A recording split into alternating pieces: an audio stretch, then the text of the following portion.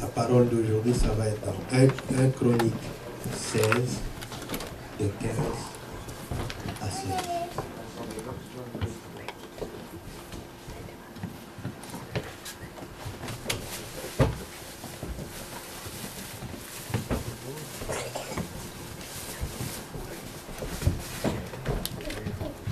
Chronique 16, de 15 à 16. Nous lisons au nom de notre Seigneur. Rappelez-vous à toujours son alliance. Rappelez-vous à toujours son alliance. Ses promesses pour 1000 générations. L'alliance qu'il a traitée avec Abraham et les serments qu'il a fait avec Isaac. Père, nous voulons te dire merci parce que tu es Dieu. Notre présence ici réalise ton amour. Notre présence ici réalise ta promesse. Quand tu promets, tu le réalises. Béni soit ton nom pour ce temps favorable que tu nous as donné. Au nom de Jésus, nous t'avons ainsi prié. Amen. Amen. Vous pouvez vous asseoir.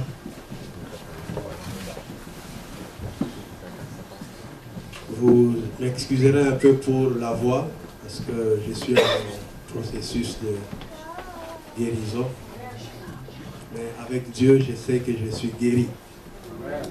Amen. Et Dieu bénisse le pasteur là où il est. Amen. Parce qu'il est en train de faire l'œuvre de Dieu. Et je profite aussi de l'occasion pour dire merci à tous et à ceux qui prennent leur temps pour m'écouter, pour ce qu'on offre pour l'œuvre de Dieu. Que Dieu vous bénisse. C'est bénissant pour vous et c'est bénissant aussi pour nous autres. Parce que ça nous permet au moins de garder toujours la face à notre Seigneur. Et c'est dire que là, nous avons un travail à faire et il faut le faire correctement. Que Dieu soit loué. Le message d'aujourd'hui, on va l'intituler « Rappelez-vous toujours de ses promesses ».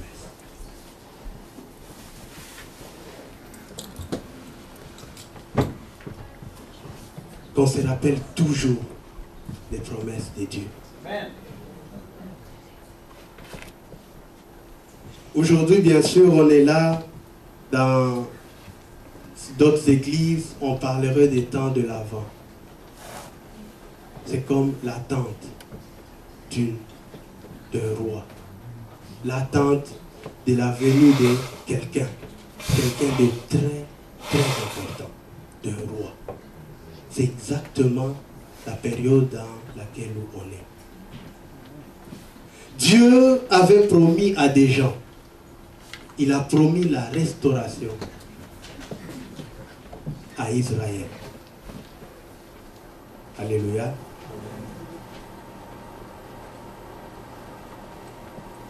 À quelques jours, ça va être Noël. Peut-être que pour nous, ça dit... Parce qu'on est habitué à ça. Ben, Jésus, il est né.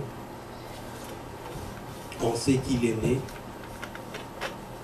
Il est mort, il est ressuscité, il est monté au ciel.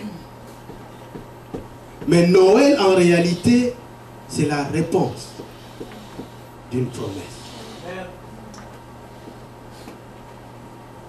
Ça devrait interpeller tout le monde.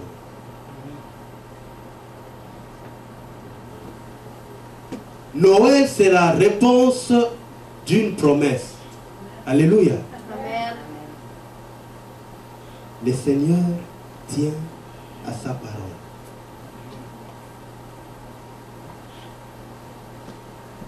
Il y a des promesses pour tout le monde.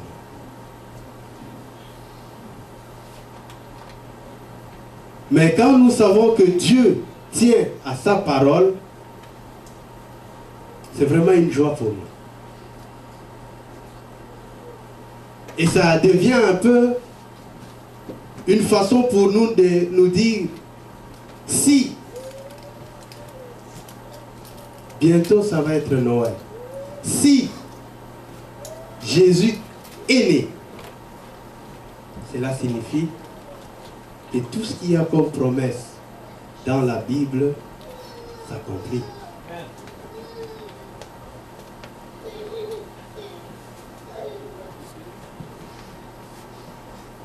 J'ai béni Dieu parce que avant je me disais, mais des fois on est là en tant que chrétien, on n'est pas vraiment comme les enfants, ils sont là, c'est Noël, ils sont dans la joie, ils vont avoir les cadeaux. Ça devrait être de même pour nous. Quand on s'approche de ces moments-là, c'est pour dire, Seigneur, qu'est-ce que tu veux que je fasse? Il tient à sa parole. S'il tient à sa parole, c'est qu'il faut d'abord connaître quelle est la parole de Dieu. Alléluia. On sert Dieu. Dieu tient à sa parole. Quelle est la parole de Dieu? Quelle est ma position face à cette parole? Est-ce que je la connais ou bien c'est seulement une parole que j'entends?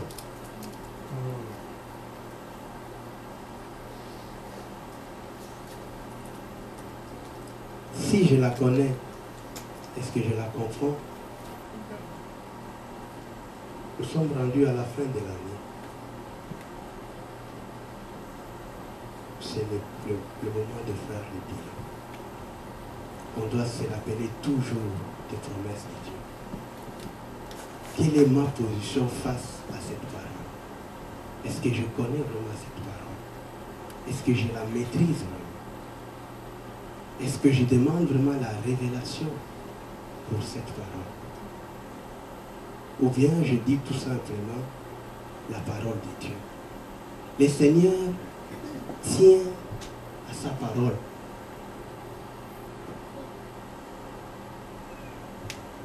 Pour que j'entre dans les promesses de Dieu, il faut d'abord comprendre qu'est-ce que la parole dit. Alléluia.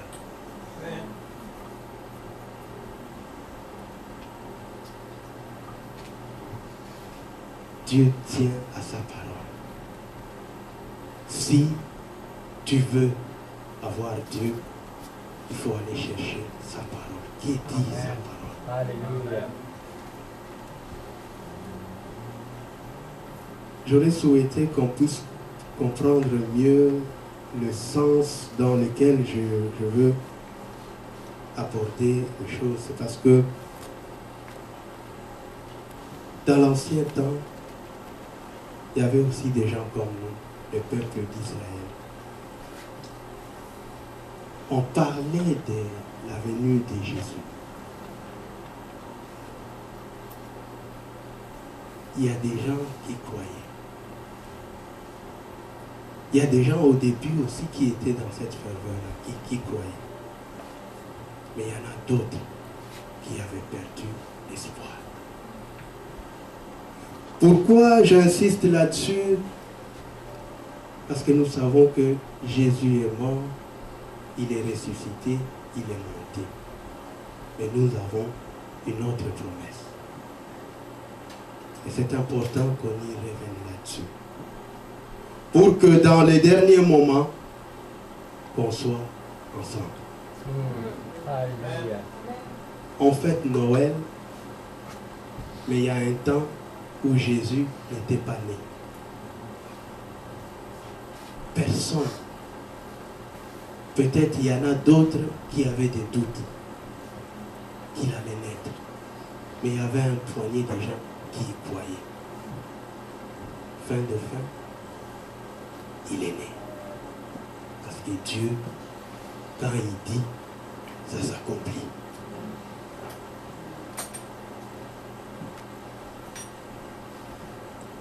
Dans la Bible, si on prend l'exemple de Sarah,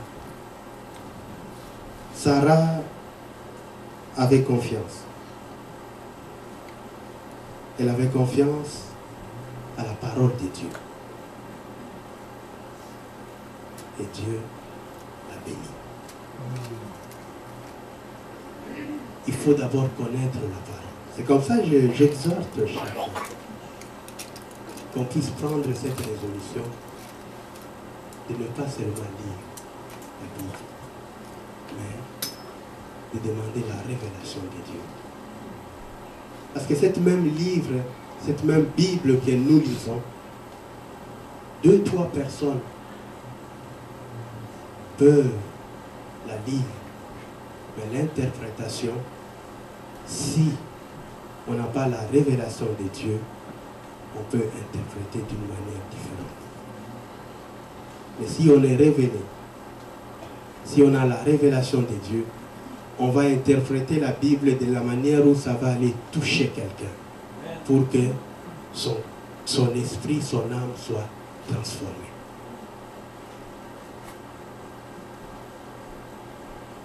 Je bénis Dieu parce que l'attente que nous avons maintenant pour Noël,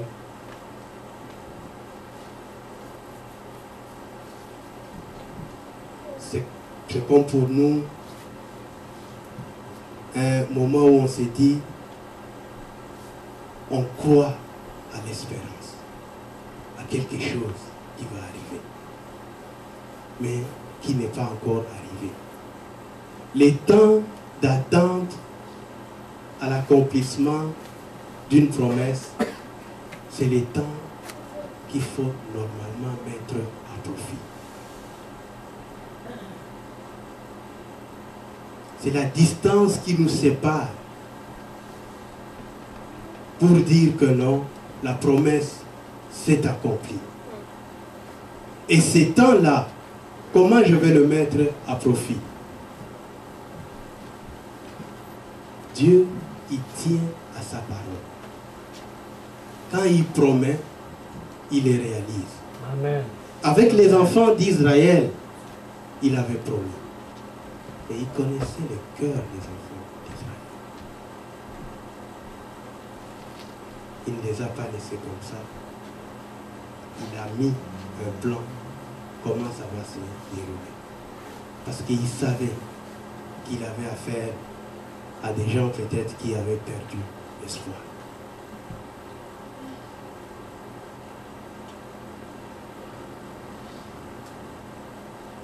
C'est bien qu'on parle de la parole de Dieu. C'est important qu'on lise cette parole, mais il faut connaître quelles sont les promesses de Dieu. Bien-aimés, je bénis Dieu parce que l'autre fois, on avait suivi, quand le pasteur Jean, il a demandé à ce que les gens témoignent. Nous avons suivi notre frère Peter, nous avons suivi d'autres personnes. Il y a plusieurs personnes qui sont encore dans certaines situations que nos frères avaient avant. Ils sont encore dedans. C'est là où je vous dis l'importance de connaître les promesses. Si tu ne sais pas que tu as l'argent dans ton compte, si aujourd'hui, moi, Élie, je dis, voilà, je fais un don au frère Mario de 10 millions de dollars, sans que j'informe le frère Mario qu'il y a 10 millions de dollars dans son compte, amen.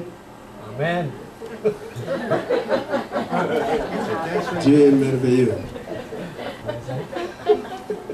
Quand on a la foi, des fois on peut lire, on peut rire, mais il y a des choses qui se font. Amen. Si le frère ne sait pas qu'il a 10 millions dans son compte, il ne pourra pas utiliser sa carte. Pour qu'il utilise sa carte, pour un montant qui excède 1 million, il faut qu'il sache d'abord qu'il a 1 million. C'est comme ça il est important pour nous de connaître les promesses de Dieu. Amen. Alléluia. Dans chaque domaine de notre vie, il y a des promesses. J'ai béni Dieu parce que j'ai préparé le message sans le savoir. Ma femme dit,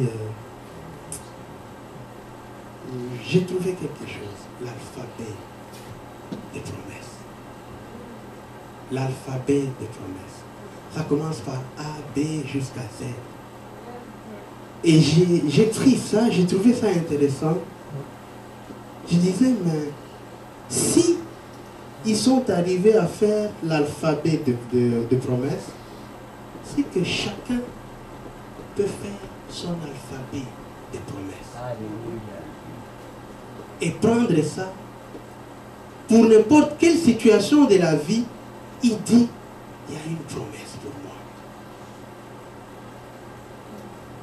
J'ai regardé ici dans B, c'est dit, béni soit l'homme qui se confie en l'Éternel et dont l'Éternel est l'espérance.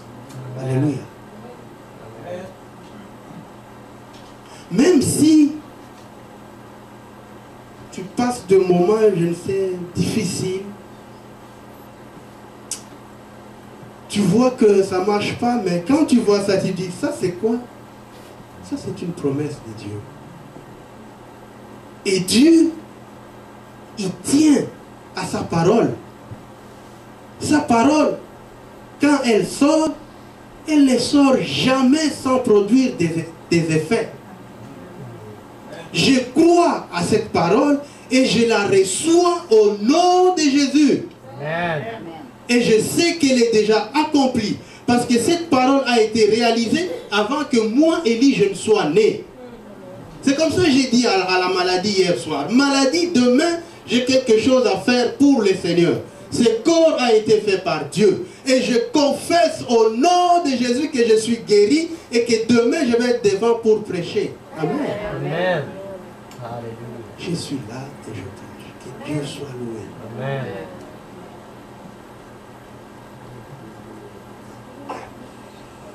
Nous devons réaliser que nous avons une puissance qui nous a été donnée.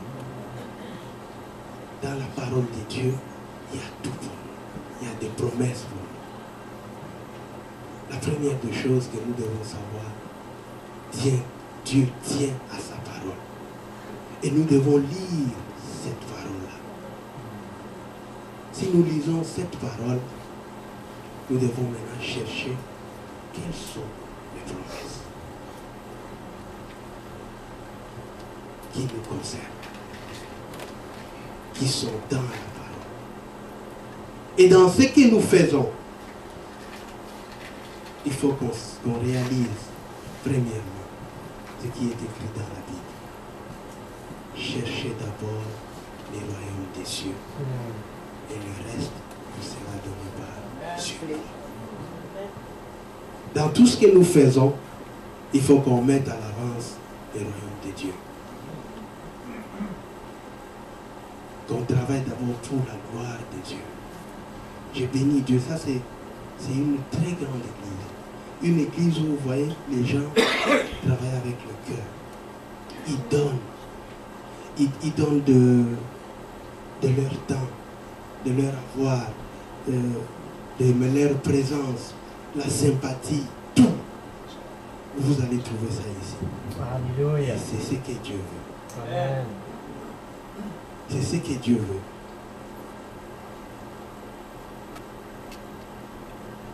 Parce qu'il est amour. Et il nous aime. Que Dieu vous bénisse, mes frères. Que Dieu vous bénisse parce que cette église, ça nous a beaucoup marqué. Moi, ma femme, les enfants, on en parle beaucoup. On a beaucoup bénéficié de cette église. Soutien physique, moral, matériel, ainsi de suite.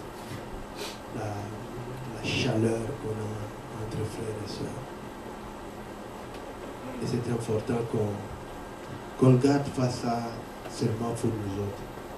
Nous avons des bénédictions ici, nous avons des potentiels ici qu'on devrait aussi faire profiter à d'autres personnes. C'est comme ça que je vous exhorte tout le temps. Je voyais ma femme, elle est allée chercher même une caissière à l'IGA et elle exhortait pour qu'elle vienne à l'église. Ça, c'est très bien. Ce sont des choses qu'on doit faire. On doit faire pour que les autres personnes aussi bénéficient de la parole de Dieu. Qu'on puisse témoigner de l'amour de Dieu. Parce que si elle a été à mesure de faire ça, c'est parce qu'elle a reçu à l'église. Elle parlait des dames de l'église. Comment elles sont les dames, comment elles sont gentilles, comment elles sont sympathiques. De telles choses, ça attire les gens à revenir vers le Seigneur. Même si la personne ne vient pas ici à l'église, mais elle finira par chercher une autre église pour dire, je vais d'abord voir qui est Jésus. Amen. Amen. Alléluia. Que Dieu vous bénisse. Donc on avait dit, la deuxième chose était connaître les promesses de Dieu. Donc les promesses de Dieu, on a dit, c'était pour tout un chacun de nous. Chacun avait le potentiel d'aller chercher dans la Bible et de découvrir quelles sont les promesses qui sont pour la situation qu'il est en train de traverser. Tu as un cas de maladie, tu as des situations qui sont un peu difficiles, mais il y a des promesses qui sont là. Des promesses qui sont là où tu peux aller le chercher et confesser Dieu pour ça. Pourquoi? Parce que Dieu, il tient à sa parole. Et quand il promet, il les réalise. Parce que c'est un Dieu fidèle. Parce que c'est un Dieu plein de bonté. Parce que c'est un Dieu plein d'amour.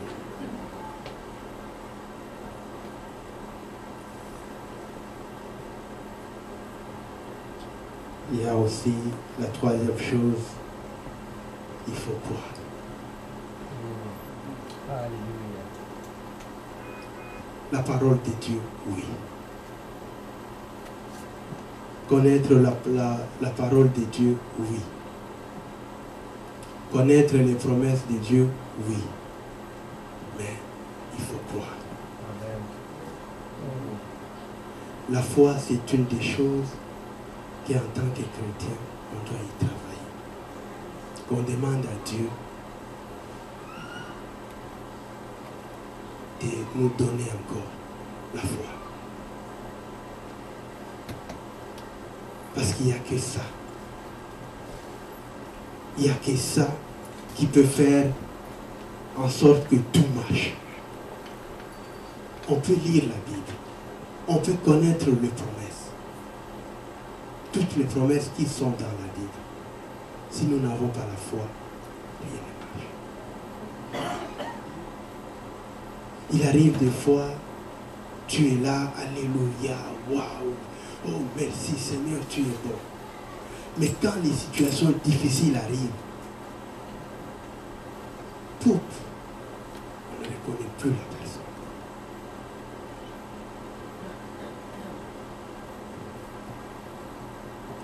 Il y avait un monsieur,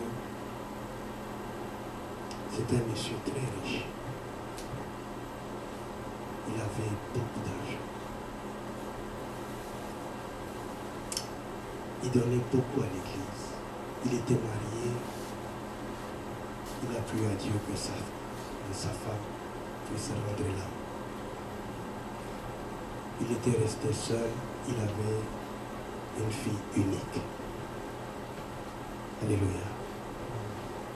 Cette personne donnait beaucoup à l'église. Et à chaque fois quand le monsieur venait à l'église, il venait avec sa fille. Il avait voulu dans sa vie avoir aussi un garçon d'après lui parce qu'il voulait donner les noms de son entreprise pour que son nom continue.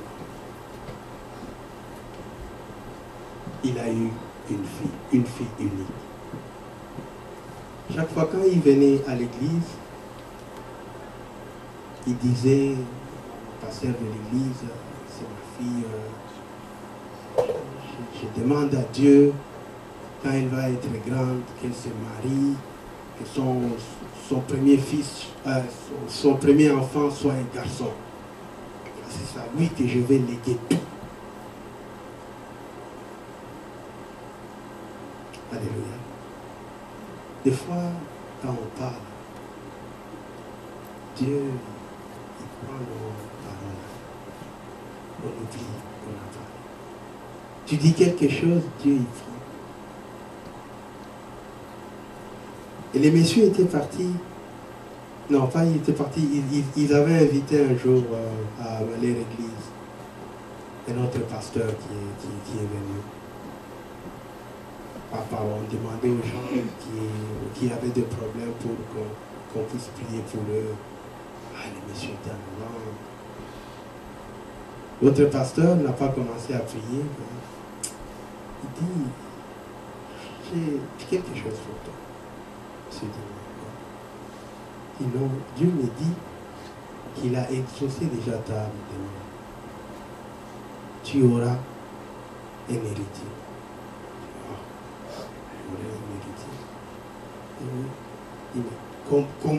Comment tu as su ça? Je dis non, moi tout ce que je fais c'est de te dire ce que j'ai reçu. Mais c'est dit, ok, merci Seigneur. Il est rentré. Les jours sont passés. Sa fille a grandi. Sa fille a fugué.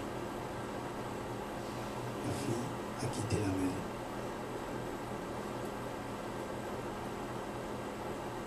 Le plan du monsieur était que sa fille allait marier un de ses collaborateurs pour garder un peu l'héritage de la famille. Mais la fille n'a pas fait la volonté de son père. La fille a quitté la maison. Mais le père disait, mais j'ai prié pour que Dieu fasse de quoi dans la vie de ma fille. Qu'est-ce qui s'est passé? J'ai demandé à Dieu. Et il y a des hommes de Dieu qui ont même parlé de ça. Les promesses de Dieu. Il y a ce que Dieu promet et il y a les temps d'accomplissement.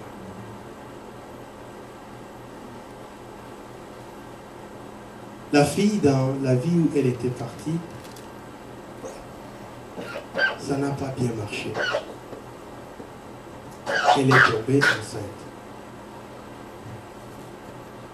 avec un de ses copains.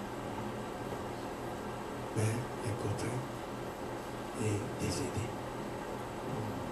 La fille s'est retrouvée enceinte sans copain. Dieu est tellement bon. La fille a connu Jésus. Elle a connu Jésus. Elle a voulu se réconcilier avec son père. Elle est revenue vers son père pour demander pardon. Le papa a dit, non. Tu m'as déçu dans la vie. Tu as fait ce que je ne voulais pas. Tu es banni de ma vie. La fille a tenté plusieurs fois. Le temps de l'accouchement est arrivé. Avant d'accoucher, comme elle n'avait personne, on lui a demandé d'écrire une note, parce qu'on ne sait pas ce qui peut arriver. Elle a écrit une note, elle a fermé, elle a dit, s'il m'arrive de quoi, ça c'est la note que je laisse pour mon père.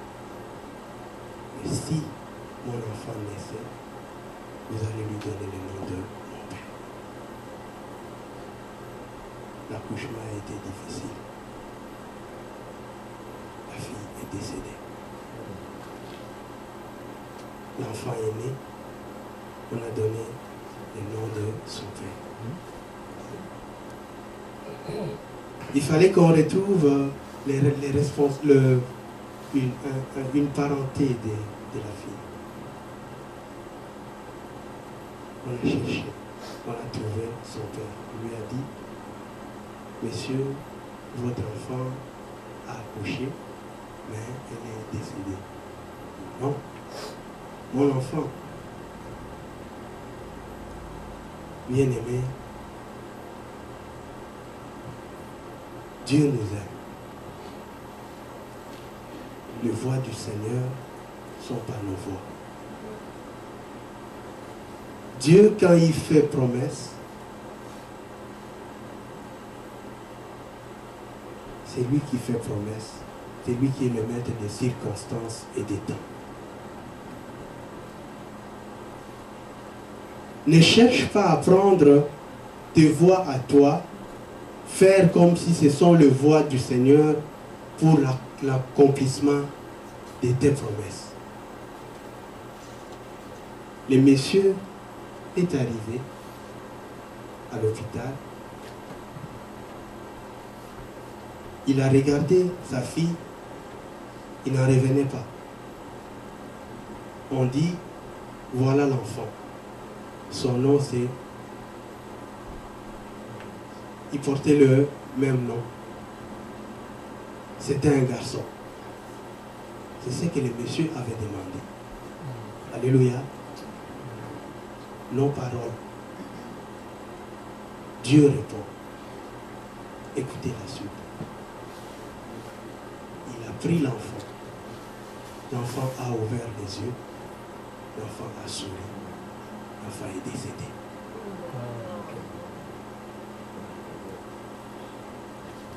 Il a pris la lettre qui était écrite. La lettre dit, les voix du Seigneur sont insondables. Répands-toi. Cherche la voix du Seigneur. Au début du message, on parlait des bénédictions de Dieu. Les promesses de Dieu.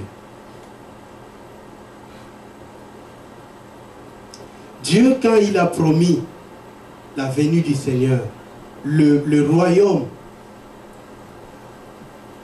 de Jésus-Christ, il a envoyé des gens. Parce que le cœur des enfants d'Israël n'était pas encore prêt. Il a envoyé Jean-Baptiste. Le message de Jean-Baptiste, c'était aplanissez le voie. Bien-aimé, le royaume de Dieu approche. Il est important qu'on aplanisse le voie. Il est important qu'on puisse se répandre. Les promesses de Dieu sont là. Mais on doit se répandre. On doit se dire non, il faut qu'on change la façon de voir les choses. Le monsieur aurait pu bénéficier de cet enfant-là. Mais il n'a pas été à l'écoute. Il voulait que les choses se fassent à sa manière. Dieu, il peut te promettre les choses. Il peut te promettre la santé. Il peut te promettre plusieurs bénédictions. Mais regarde ta façon de marcher, ta façon de te conduire. Penses-tu vraiment que ça plaît à Dieu? Les promesses sont là. Des fois, ça ne se réalise pas pour nous. On se pose certaines questions. Parce que lui, il est après sa parole. Qu'est-ce qui fait que des fois, On demande, mais ça ne marche pas.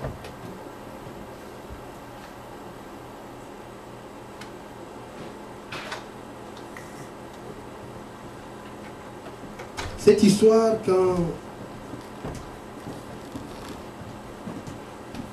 je l'ai lue, ça m'a beaucoup interpellé. Ça m'a interpellé beaucoup de voir que il arrive des fois, on ne voit pas dans la bonne direction. Le monsieur, ce qu'il cherchait, était ses intérêts personnels. Il voulait faire les choses à sa manière. Mais Dieu, des fois, il nous conduit dans des voies où on ne comprend pas. D'ailleurs, on ne peut rien comprendre avec Dieu. Parce que lui, il fait les choses à sa manière. Tout ce que nous avons à faire, c'est de nous laisser entraîner. Comme ça, la Bible nous dit, soyez comme des enfants.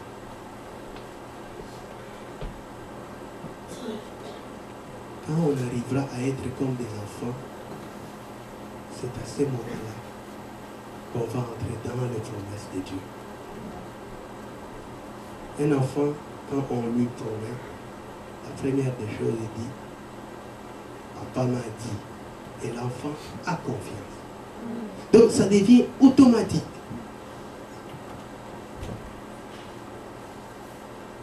C'est là où, pour nous, on parlerait de la foi. Avons-nous vraiment la foi?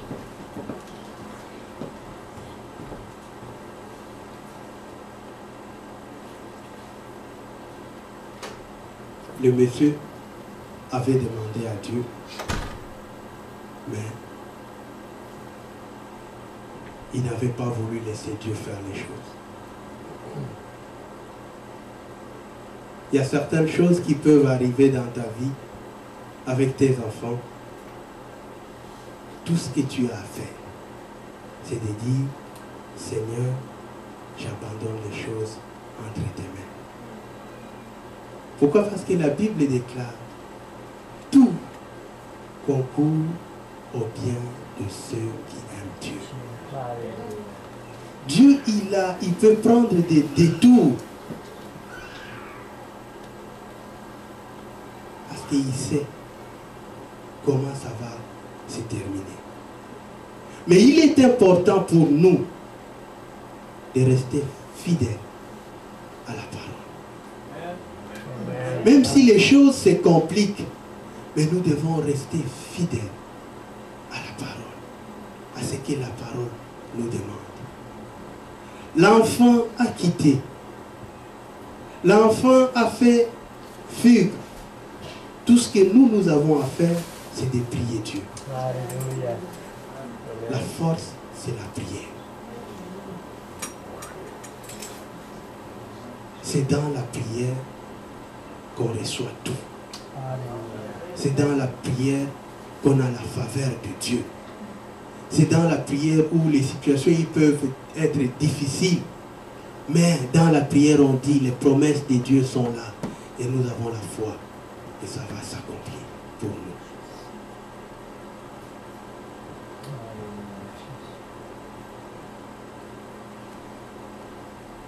Dieu, il est bon. Je l'ai béni pour cette journée. Je commence à me sentir un peu faible.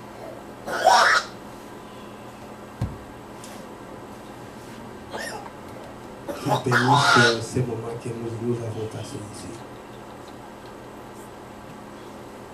Que ce message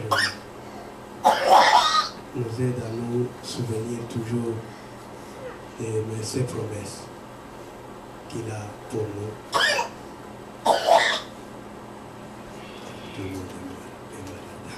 Alléluia. Le Dieu est merveilleux. Nous savons qu'il a la victoire. Amen.